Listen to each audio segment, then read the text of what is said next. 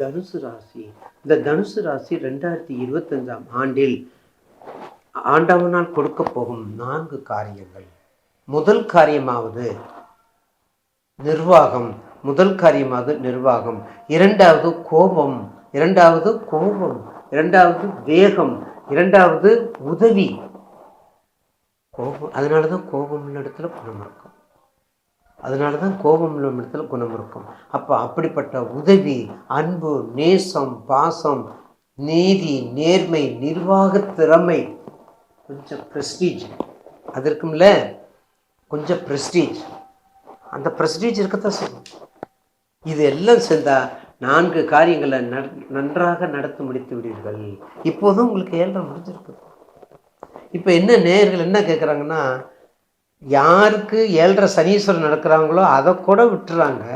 அதை விட்டுட்டு இந்த கன்னி ராசிக்கு, இந்த துலாம் ராசிக்கு, இந்த விருச்சக ராசிக்கு, இந்த தனுசு ராசின்னு கேட்குறாங்க. அந்த 7 சனீஸ்வரனுடைய ஆளுமைக்குப்பட்டதை கூட மறந்துடுறாங்க. அந்த தனுசுல என்ன இருக்குன்னு தெரியல. மூல திரிகோணாதிபதி குருநாதர் இருக்காரு. இப்பதான் முடிஞ்சிருச்சு, குரு பயிற்சி முடிஞ்சிச்சு. நீ அடுத்து 2025 வருதுல்ல. அப்ப அதுக்கெல்லாம் நீ அவசரம். உங்க தசாபத்தி நல்லா வரட்டுமே, கொஞ்சம் பாதுகாப்பு கொஞ்சம் வரட்டுமே, அப்படி வந்தா நல்லா இருக்கும்ல.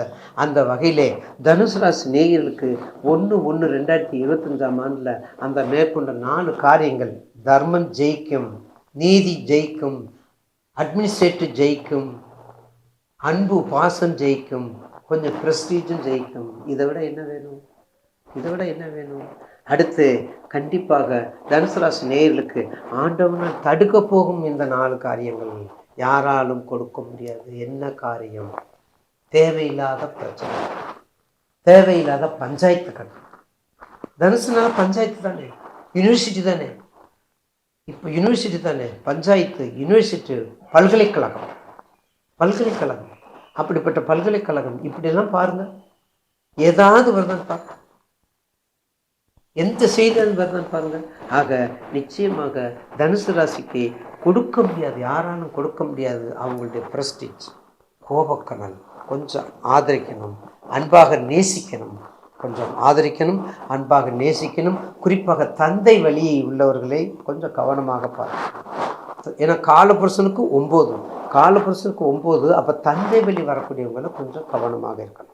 அப்படிதான் இருந்துக்கிட்டா நிச்சயமாக இந்த 2025ஆம் ஆண்டில் யாராலும் கொடுக்க முடியாது கூட அதனுடைய குறைபாடுகள், அதனுடைய தீய பலன்கள் குறைய ஆரம்பிக்கும்.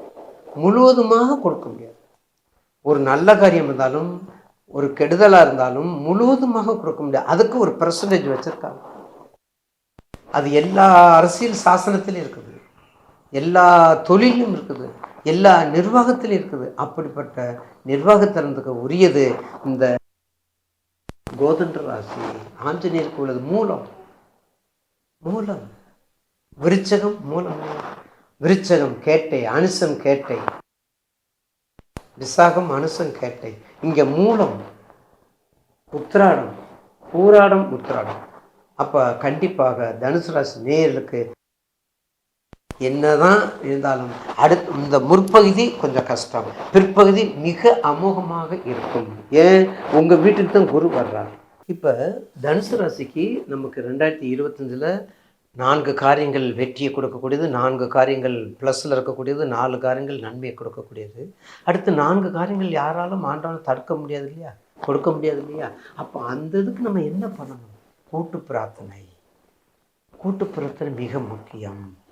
எந்த தெய்வம் இருந்தாலும் சரி, அது அசுரத்து இருக்கக்கூடிய இஸ்லாமாக இருந்தாலும் சரி, கர்த்தராக இருந்தாலும் சரி, வைணவமாக இருந்தாலும் சரி, சிவாச்சாரியாக இருக்கக்கூடிய 12 திருமுருகன், திவ்ய பிரபந்தம், கூட்டு பிரார்த்தனைக்கு பவர், கூட்டு பிரார்த்தனைக்கு வெற்றி, கூட்டு பிரார்த்தனைக்கு இருக்கிற வலிமை, கூட்டு பிரார்த்தனைக்கு இருக்கக்கூடிய அருள் தன்மை வேற எந்த பஜனையும் இருக்காது.